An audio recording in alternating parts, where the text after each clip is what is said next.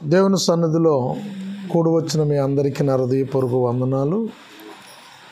వాక్యం వినుచున్న వీక్షకులకు నా హృదయపూర్వక వందనాలు చెల్లిస్తున్నాను.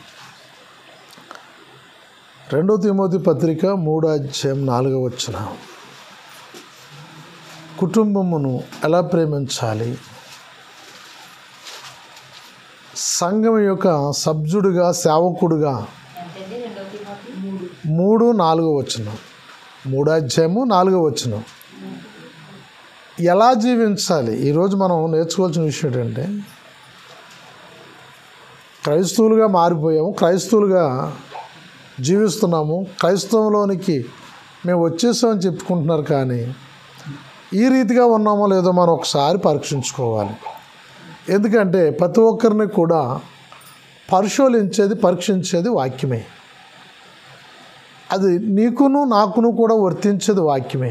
ఆ వాక్య ప్రకారమైన జీవితము కలిగి ఉన్నామో లేదో రాత్రికాల సమయంలో మనం ఒకసారి మన జీవితాలు పరిశోధనలో పెడదాం. 2 తిమోతి పత్రిక 3:4 చదవమ్మా.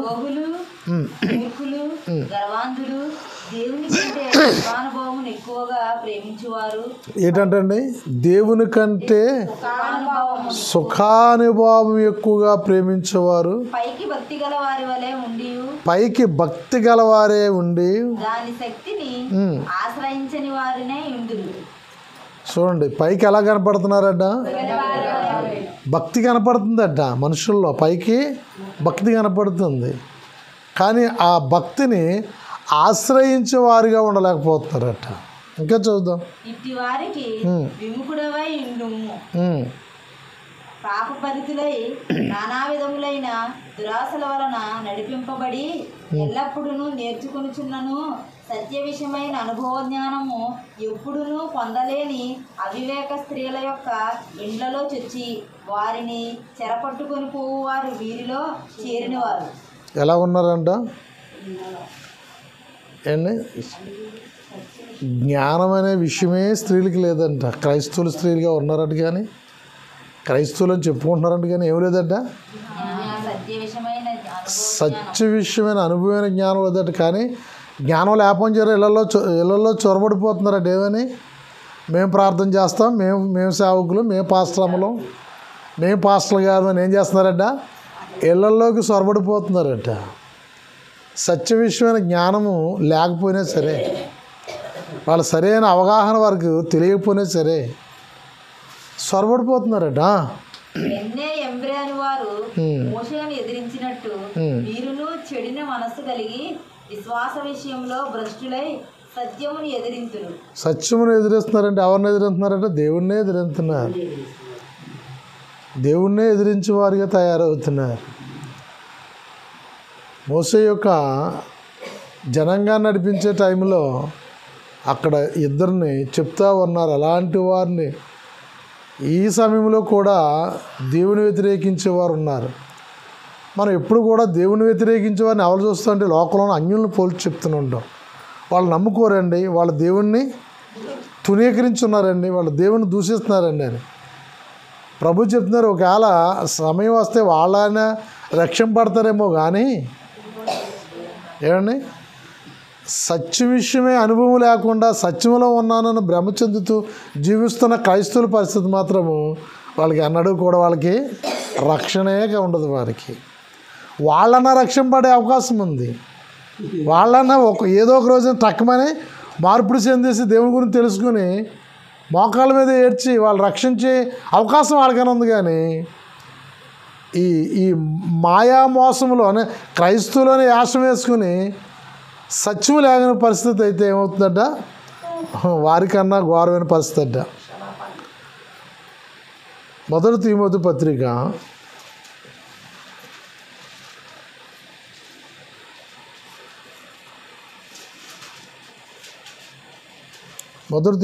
5:8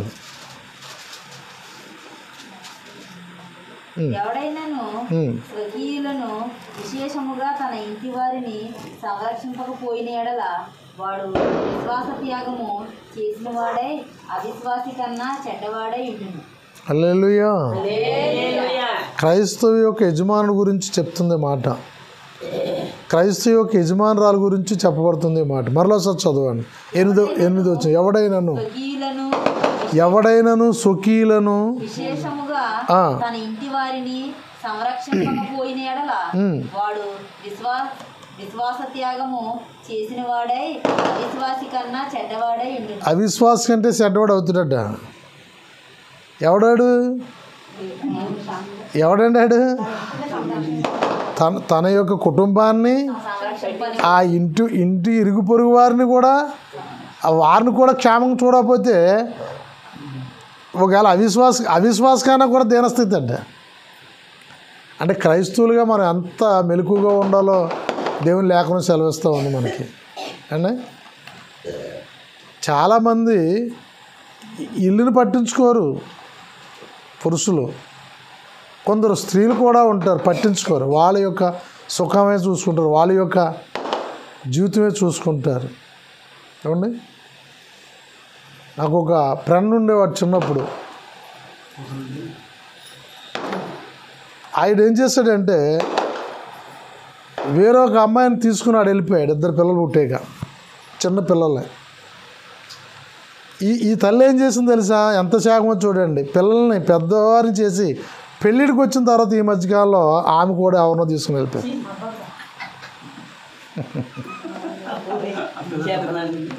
పిల్లలు 2 అనాథలు అయిపోయారు. అమ్మమ్మ గతి అయ్యింది, పిల్లలు 2కి. ఏమండి, పెళ్ళిడికి వచ్చి ఉన్నారు పిల్లలు, చక్కగా ఎదిగిస్తారు, చదువులు డిగ్రీలు అయి చదువుకున్నారు అంతంత మాత్రంగా. ఎందుకు చెప్తున్నానంటే క్రైస్తవ కుటుంబాలు అలాగ ఉండకూడదు. కుటుంబం కొరకు, పాలన కొరకు త్యాగం చేయాలట. కుటుంబం కొరకు పట్టించుకోలేని విశ్వాసం చెప్పుకుంటూ ఆ కుటుంబాన్ని పట్టించుకోకుండా, ఆ కుటుంబం కావాల్సింది ఏది కూడా చూసుకోకుండా, పిల్లలకు మంచి అట్లు చూసుకోకుండా, భార్య మంచి అట్లు చూసుకోకుండా, అక్కడ అంటున్నాడు స్వకీయులు అంటే ఎవరు? స్వకీయులు ఎవరు ఉంటారు? ఇరుగు పొరుగు వాళ్ళు, బంధువులు, మిత్రులు, స్నేహితులు. వాళ్ళకు కూడా క్షేమకరంగా జీవించాలంటే మన ఆస్తులు వాళ్ళకి ఇవ్వవసరం లేదు. మన కష్టజీతాలు ఎవరికి పెట్టక్కర్లేదు. ఎలా ఉండాలట? మన ద్వారా నష్టం జరగకూడదు, వాళ్ళకి మాట ద్వారా నష్టం జరగకూడదు, క్షేమం జరగాలి వాళ్ళకి. అంటే వాళ్ళతో పోరాడకూడదు, వాళ్ళతోటి జగడాలాడకూడదు, వాళ్ళతోటి ప్రేమ కలిగి జీవించాలి. స్వకీయులతో అంటున్నాడు ఆయన. చాలామంది అంటారు మా బంధువులు ఎవ్వరూ నన్ను చూడరండి. ఎందుకు చూడరు? అందరు బంధువులు మనుషులు కదా. నీ బంధువులేనా రాక్షస బంధువులు? దేవుని స్తోత్ర. నువ్వు ప్రేమిస్తే ఏమవుదు? నేను చాలామందిని చూస్తుంటాను. నేను ఒక అన్యుడు చెప్తున్నాడు, 30 సంవత్సరాలు అయిందండి మా అక్క ఇంటికి వెళ్ళి అంటున్నాడు. ఈ మధ్యకాలంలో బాగా చచ్చిపోయాడు. ఒక అక్క ఒక తమ్ముడు, ఇద్దరే వాళ్ళ నాన్నగారికి. చచ్చిపోతే వాళ్ళ నాన్న లేడు, చచ్చిపోయాడు. మరి ఎవరు తీసుకెళ్ళాలి? బాగా చచ్చిపోతే అక్కని మాట్లాడడానికి వెళ్ళలేదండి. నాకు కన్నీళ్ళు వచ్చాయి. ఆస్తులు ఉన్నాయి, ఎందుకు? ఎవరికి ఇచ్చుకుంటారు? వీళ్ళకి బోలంత ఆస్తుంది, ఆవిడకి బోలంత ఆస్తుంది. అమ్మగారు ఇల్లు కాదా అని భర్త చచ్చిపోయాక వచ్చి ఇలా ఒక గ్లాసు మంచినీళ్ళు తాగి వెళ్ళే యోగ్యత లేదు. చాలా బాధ వేసింది నాకు. ఆస్తుపాస్తుల గురించి అన్నాను. అబ్బే మా నాన్నగారు దాన్ని ఎవరికి కూడా లేకుండా రాసేసాడండి, ఎవరికి ఇచ్చింది వాళ్ళకి. మరి ఎందుకంటే ఏమో అంత లోనికి వెళ్ళి ఆడి దగ్గర కథ ఆలకించే అంత టైం నాకు లేక ఆ 2 మాటలు ఆలకించాను. అయినా వేరే వాళ్ళతో మాట్లాడుతుంటే నిలబడితే ఆలకించాను. బాధ అనిపించింది. క్రైస్తవులు అలా ఉండడానికి వీలు లేదు. చంపుకోవాలి, అహమును చంపుకోవాలి. ఏం చంపుకోవాలి? అందుకనే సేవకుడు ఏం చెప్తాడంటే నువ్వు శవం మీద వేసుకుంటే తెల్లటి వస్త్రం ఎందుకు ధరించుకుంటే నేను చనిపోయినాను తెలియడానికి. అబ్బా నువ్వేనా రాజకీయ వ్యక్తిలా ఉంటావని కానీ తెల్లబట్టలు వేసుకోడు. రాజకీయ నాయకులు, డాక్టర్లు ఎందుకు వేసుకుంటారు తెలుసా వైట్ బట్టలు? నిష్కలంకులు ఎక్కడమే సేవ చేస్తామని చూపించడానికి. రాజకీయ నాయకులు కూడా తెల్లటి బట్టలు వేసుకుంటారు, ప్యాంటు షర్టు కూడా. అలాగే డాక్టర్లు కూడా అదే వైట్ కోట్ వేసుకుంటారు. అలాగే ఒకవేళ ఏ డ్రెస్ ఉంది పైన, ఎందుకని? తెల్లటి మనసు, నిష్కలంకమైన మనసుతో మేము సేవ చేస్తాము ప్రజలకి అని. కానీ ఇక్కడ డాక్టర్ల దగ్గర సేవ ఉండదు, అక్కడ రాజకీయ నాయకుల దగ్గర సేవ ఉండదు. అంతా మోసమే. డబ్బు కట్టకపోతే ఈయన జాయిన్ చేసుకోడు.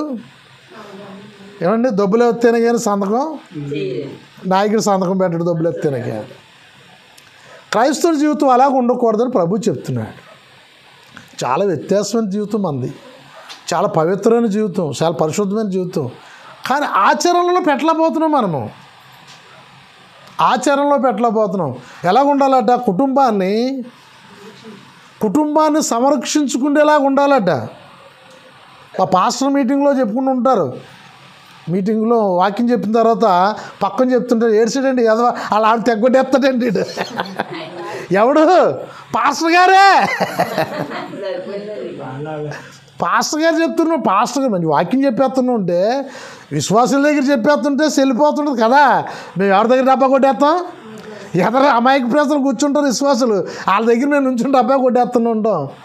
కానీ ఈ విషయం ఎవరు తెలుస్తుంది? పక్కోడు తెలీదా? ఆ పక్కోడు అంటున్నాడు ఆ రోజున, ఈడంత వాక్యం చెప్పేస్తున్నాడండి వాళ్ళ ఆవిడని సాగుడు చెవులు మూసేస్తాడు. ఒక అన్యుడు కానీ ఒక తాగుపోతే కూడా అలా కొట్టడు వాళ్ళ పాస్టర్మని, అలా కొట్టేస్తాడండి ఆ ఎదవా అంటున్నాడు. అలాంటి పాస్టర్లు సన్నాసులు, కుటుంబాన్ని సంరక్షించుకోలేని సన్నాసులు, వాక్యాన్ని పట్టించుకోలేని సన్నాసి సేవకులు. ఈ వాక్యం గల ఆ సన్నాసే ఆలకించవచ్చు గేల. దేవుని స్తోత్రం. ఏండి ఆలకింత మాత్రం భయం ఏంటి? అటు సరి చేసుకోవాలి అంతే. అది ఏది ఆపుకోకపోతే దేవుళ్ళకి ఎందుకంటే వచ్చాడు, బైబిల్ ఎందుకు బ్యాగ్ని జపనేసి వచ్చాడు, అవన్నీ చంపుకోవాలి. చాలామంది అంటారు మా ఆవిడ గురి మీద వెళ్దండి రాచేసండి అంటారు. ఏంటంట? కొందరు మెల్లిగా మాట్లాడతారు, కొందరు గట్టిగా అంటారు. ఆ పురుషుడే సంరక్షించుకోవాలంటున్నాడు ఇక్కడ. ఏమంటున్నాడు? కుటుంబాన్ని సంరక్షించుకోలేనాడు. నీవు సేవకుడు కాదు, ఒక సంఘకి విశ్వాసివు తగవు, నీవు అన్యుడి కన్నా ఘోరమైన స్థితి.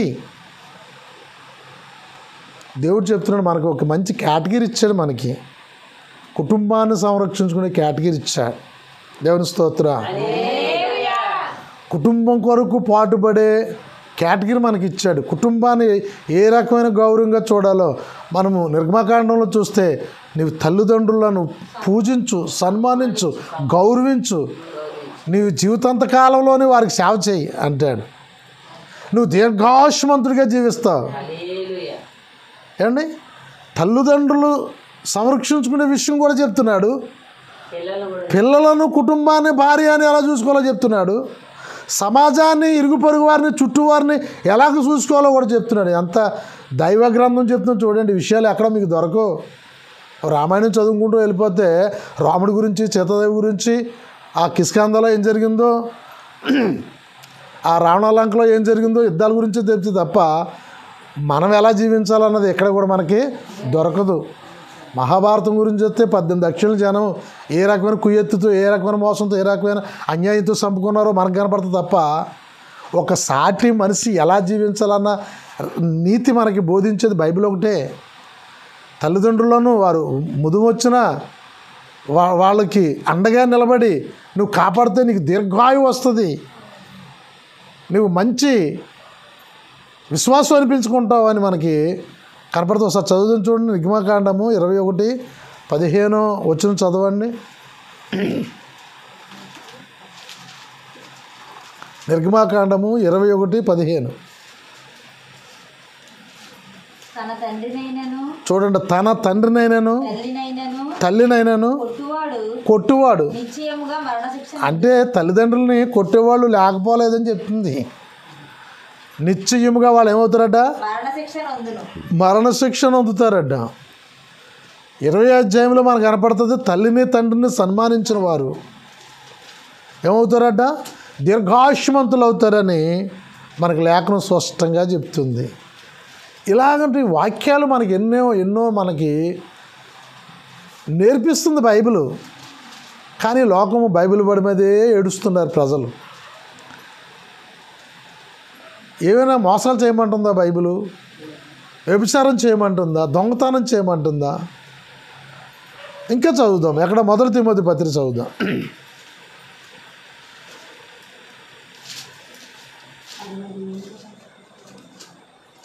చివరికల్లా చదువుదాం. 60 ఏళ్ళు కంటే తక్కువ వయసు లేక ఒక పురుషునికే భార్య అయి సత్స్త్రీలను పేరు పొందిన విధవరాలు పిల్లలను పెంచి పరదేశులకు ఆతిథ్యం ఇచ్చి పరిశుద్ధుల పాదములు కడిగి శ్రమపడు వారికి సహాయము చేసి ప్రతి సత్కార్యములు చేయు కొనిదైతే ఆమెను విధవరాళ్ళు లెక్కలో చేర్చవచ్చును. యవనస్తులైనను విధవరాళ్లను లెక్కలో చేర్చవద్దు. వారు క్రీస్తును విరోధముగా నిరాంకుశులైనప్పుడు తమ మొదటి విశ్వాసమును వదులుకున్న వారును తీర్పు పొందిన వారే పెండ్లాడుకుందు. మరియు వారు సామెతల గ్రంథం 10 అధ్యాయం మొదటి నుంచి చూద్దాం.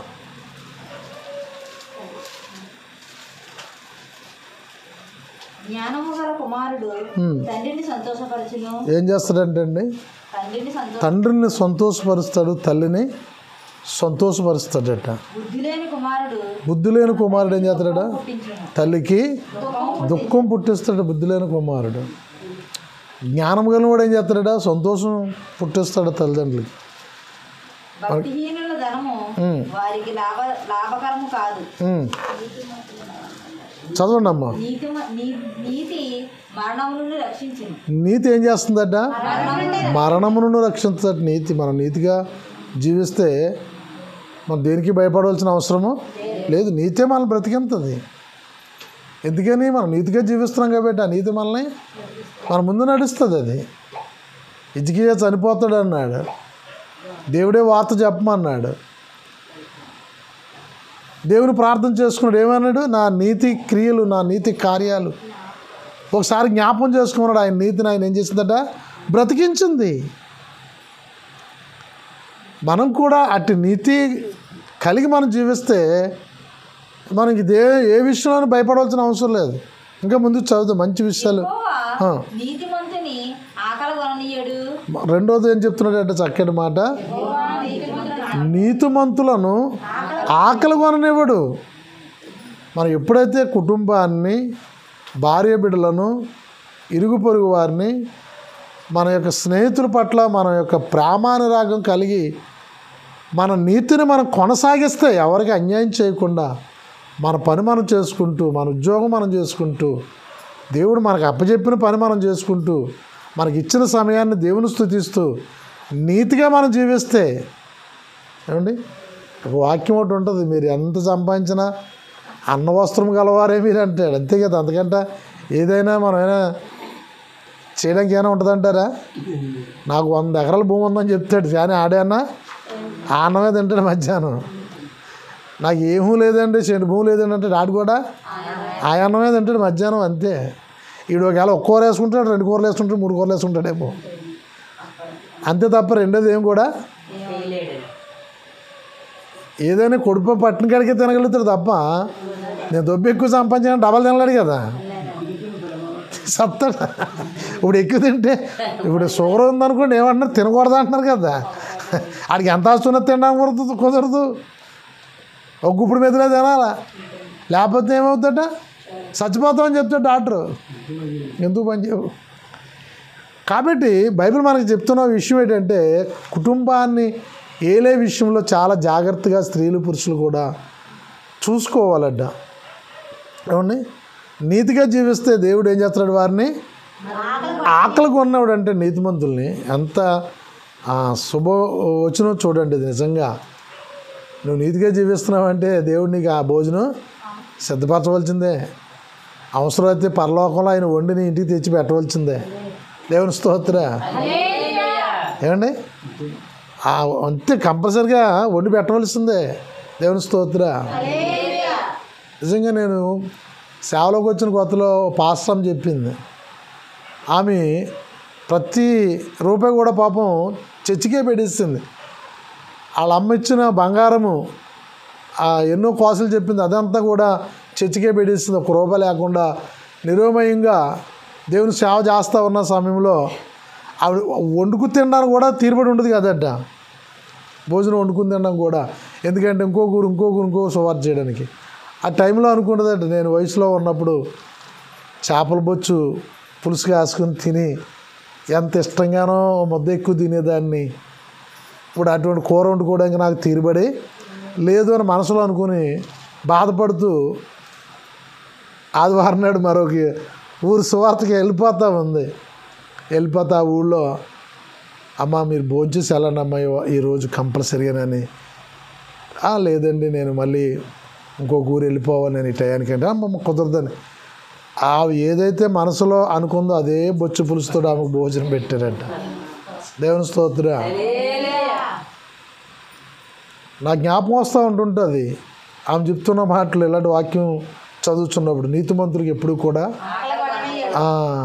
అట్టి ఆశ ఉన్న చెరగానే ఆశ తీర్చి తృప్తిపరిచే దేవుడు. దేవుని స్తోత్రం. నా దేవుడు చాలా గొప్ప దేవుడు ఆయన. అవునండి, నిజంగా ఆమె ఒక బొచ్చు కొనుక్కోవాలంటే ఒక వ్యక్తి ఒక బొచ్చు కొనాలంటే 2 కేజీలు 2 కేజీలన్నర వస్తుంది. చిన్న పీస్ కొనుక్కుంటే టేస్ట్ రాదు. అందుకని అలా ఉండిపోయి ఉంటుంది ఆవిడ పాపం కాసుకోకుండా. చూసారా, అంటే భోజన విషయంలోనే దేవుడు అంత అలాగైనా తన మనసులో ఉన్న కోరికను దేవుడు తీర్చాడు. ఎంత చిన్న విషయాన్ని కూడా పరిశీలించి మన తీరుస్తాడు. కానీ మన నీతిగా బతకడమే మనము కష్టమైన పరిస్థితి. హల్లెలూయా. ఏమైంది తెలుసా, అంత సేవ చేసి అంత సాక్ష్యం చెప్పిన ఆమె ఆ ఆస్తి అంతా మనవడు చేతికి ఇచ్చుకుని తాగేసి అమ్మేసి చచ్చను కూడా చూడకుండా ఘోరాతి ఘోరంగా అన్యులకు అమ్మేశాడు. అరాకరం భూమి చెచ్చు, అరాకరం భూమి చెచ్చు, అరాకరం భూమి అండి. 30 సెంట్లు అంత చెచ్చు ఉంటుంది చూడండి. మొత్తం ఒక చెంటు భూమి కూడా ఆ చెచ్చు 3 సెంట్లు అండి. ఆ 3 సెంట్లు కూడా ఉండేవకుండా మొత్తం అమ్మేసి తాగి స్తందనాలు ఆడిస్తాడు. పాప ఈరోజు వాళ్ళింటి దగ్గర వీళ్ళింటి దగ్గర ఆ చర్చి దగ్గర ఆ ముసలు ఇప్పటికీ అక్కడెక్కడ తల రాసుకుంటుంది. ఇంకా ఉంది పాపం. అయితే ఈ విషయం ఏంటి తెలుసా, ఎంత భూ అమ్ముకున్నాడు కానీ ఈ రోజుకి వాడికి లోటే, కొరతే. ఆమెకి ఈ రోజుకి లోటు లేదు, ఈ రోజుకి ఆమెకి లోటు లేదు. బాబు 10,000 ఇస్తానమ్మా మీ ఇంటి దగ్గర, నేను పడుకోనా, నేను చిన్న కొట్టు గదిలో పెట్టుకుని నా సామాన్లో ఈ అరిమే పడుకుని నేను సేవ చేసుకుంటాను అంటది. 10,000కి కదా ఇబ్బంది ఉంది అని కూడా ఆ ఇల్లు అలా ఇచ్చుకునేవాడు అలాగా సాగుతుంది. ఏ లోటు లేకుండా ఆమెని దేవుడు పోషిస్తూ ఉన్నాడు. ఆ కతిపుల్లోనే ఉంది. దేవుడు చెప్తున్నాడు నీతిమంతులను ఆకలి కొనయ్యాడు. ఏం చేయడంటే అండి, నీతిమంతులను ఆకలి కొనేయాడు. ఎంతగానో యవ్వన కాలంలో ఏమండి భర్త పోయినా మరి అలాగనే దేవుని యొక్క బైబిల్ పట్టుకుని జీవిస్తుంది నీతిని అనుసరించి, ఎటువంటి నింద వేయబడకుండా ఎటువంటి పాపము చేయకుండా యవ్వన కాలం నుంచి వృద్ధాత్మ వచ్చినా సరే కానీ ఆమె నీతిని కాపాడుకుని జీవించింది. కాబట్టి ఆమె ఎక్కడున్నా సరే కానీ పోషించి రక్షించి బాధ్యత ఎవరు తీసుకున్నారు? ప్రభు అయిన యేసుక్రీస్తు వారు తీసుకున్నారు. దేవుని స్తోత్రం. హల్లెలూయా. ఎందుకు చెప్తున్నాండి విషయము, నీతిగా జీవిస్తే దేవుడు ఎలాంటి వారిని సరిగానే ఆయన ఆదరిస్తారు. ఇంకా కొన్ని వచనాలు చదువుదాం. భక్తిహీనుడు ఆశను వీడు మంచం మీదే ఆలోచన చేస్తుంటాడు. ఏమని, ఒక కోట కట్టేవాళ్ళ, ఒక 5 అంతస్తుల బిల్డింగ్ కట్టేవాళ్ళ. మన ఊళ్ళో మనకంటే కోటేశ్వర్లు ఎవరో కూడా కింద వచ్చిన చదవండి ఏమందో. ఎవడీడు మనం గట్టిగా పని చేస్తే ఏదో కోటేశ్వరుడు అయిపోతాడు. పల్లెకీలు కూడా మనం గట్టిగా కొలిపితే తెస్తే వీడికి మునుగు ఎక్కువగా తీసేస్తాం ఎందుకులే అని బద్ధకంగా చేస్తాడట. ఒక్కొక్కళ్ళు పాపం వెళ్ళిన కాడి నుంచి వాళ్ళు ఓపుకొని అక్కడికి ఏం చేస్తారట, కష్టపడితే మనం డబ్బులు తీసుకుంటాం కదా 400, మనం డబ్బులు తీసుకున్న కాడ మనం ఓపుకొని అక్కడ మనము పని చేయాలని కష్టపడి పని చేసిన వాడు ఏమవుతాడట, ఐశ్వర్యవంతుడు అవుతాడట. నువ్వు పని మీద మనసు పెట్టు, పని మీద నమ్ముకో, నీ కష్టాజితాన్ని నువ్వు నమ్ముకో, ఏమవుతావు నువ్వు ఐశ్వర్యవంతుడిగా ఉండకపోయినా ఏమంటారు తెలుసా, మా నాన్నగారిని అనేవారు వాళ్ళు స్నేహితులు వృద్ధాత్మకి వచ్చాక, ఒరే మీ నాన్న చాలా కష్టపడ్డాడు రా, మీ అన్నదమ్ములు 3 మీరు బాగా చూసుకోవాలరా అనేవారు వాళ్ళ ఫ్రెండ్లు. వాళ్ళతో పనిచేసిన వాళ్ళు లేదు మావయ్య మేము చూసుకుంటాం మావయ్య కంపల్సరిగా అనేవాళ్ళు. మాకు అప్పుడు కూలి పనే, కానీ చూసుకున్న పరిస్థితి రాకుండానే దేవుని దగ్గరికి వెళ్ళిపోయారు. పని చేసుకుంటూనే కష్టపడుతూనే వాళ్ళ కష్టాజీతం వాళ్ళు తింటూనే వెళ్ళిపోయాడు ఆయన. ఎందుకు చెప్తున్నానంటే విషయాలు, బద్ధకంగా పనిచేసిన వాళ్ళు ఏమంటారంటే ఈడు ఎప్పుడు కట్టబడ్డాడు రా, వీడికి అడ్డిగా అలా కలిసి వచ్చింది కానీ ఎప్పుడు కష్టపడ్డాడు ఏంటంటే ఆడు సంపాదించిన పేరు రాదు వాడికి, కష్టపడిన వాడికి. అదే కష్టపడేవాడు అయితే ఏమంటారు చెప్పండి. నెంబర్ 1 కష్టపడ్డవాడు ఒకవేళ ఆస్తి సంపాదించుకుంటే ఉంటుంది. ఒకవేళ ఆస్తి సంపాదించలేకపోతే కుటుంబానికే సరిపోయింది అనుకోండి, మేము 7 సంతానం ఎక్కడ సరిపోతుంది? 7కి భోజనం పెట్టాలంటే ఒకరు కష్టపడి కాపుల్లో ఆ 7 పోషించాలంటే 7 పెద్దవాళ్ళు ఎవరికి పని ఏమైపోద్ది?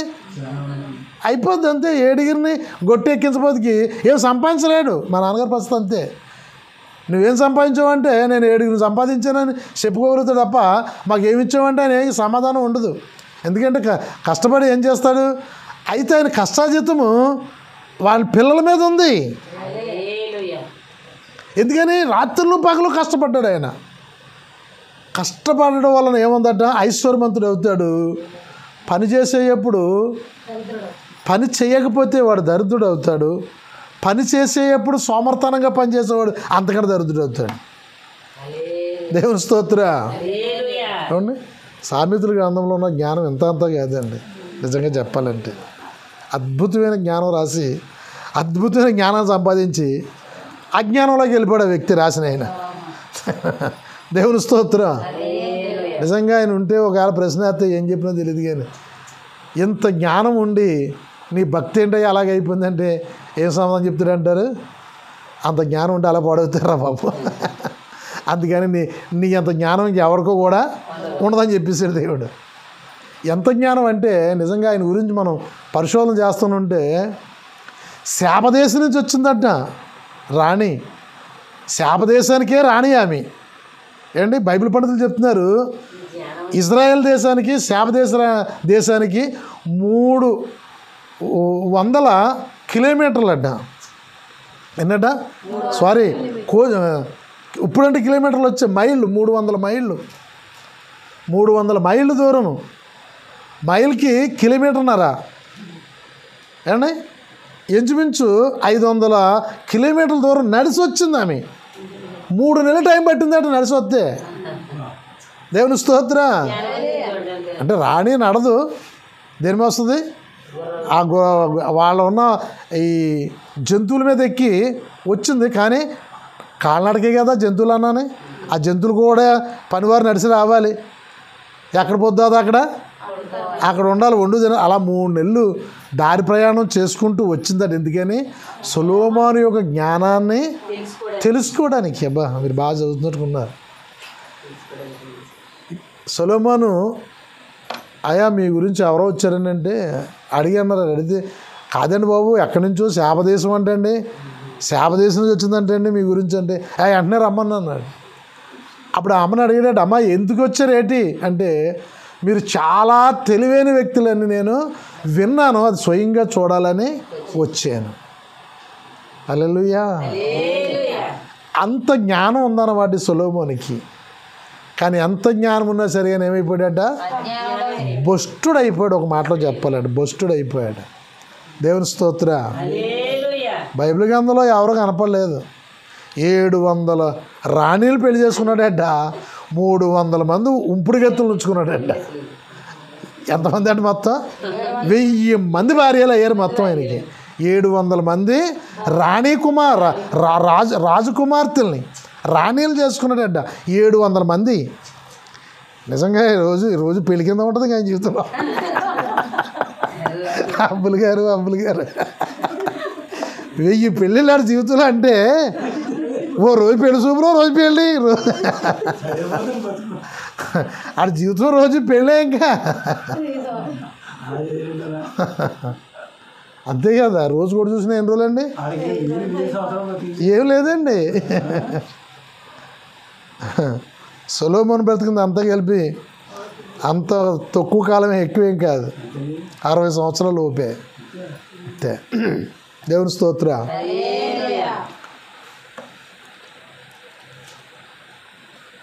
మనకి సొలొమోను కాలంలోనే దావీదు భక్తుడు చెప్పాడు, 80 సంవత్సరాల కంటే ఎక్కువ ఆయుష్ ఇంక లేదురా బాబు, అంతకంటే ఎక్కువ లేదు అని. రాజులు బేజ చచ్చిపోతారు. కారణం ఏంటి తెలుసా? మంచి కొవ్వు పెట్టిన ఫుడ్ తింటారు వాళ్ళు. కొవ్వు పెరిగిన దూడలని, కొవ్వు పెరిగిన ఆవుల్ని, కొవ్వు పెరిగిన పొట్టేళ్ళని, మేక మాసాలు, ఏట మాసాలు ఎక్కువగా తిని బాడీకి బీగా కొవ్వు పెట్టేసి, దేవుని యొక్క లేఖనం చెప్తున్న మాట మనం చూస్తే, శ్రద్ధ గలవాడు ఐశ్వర్యవంతుడు అవును,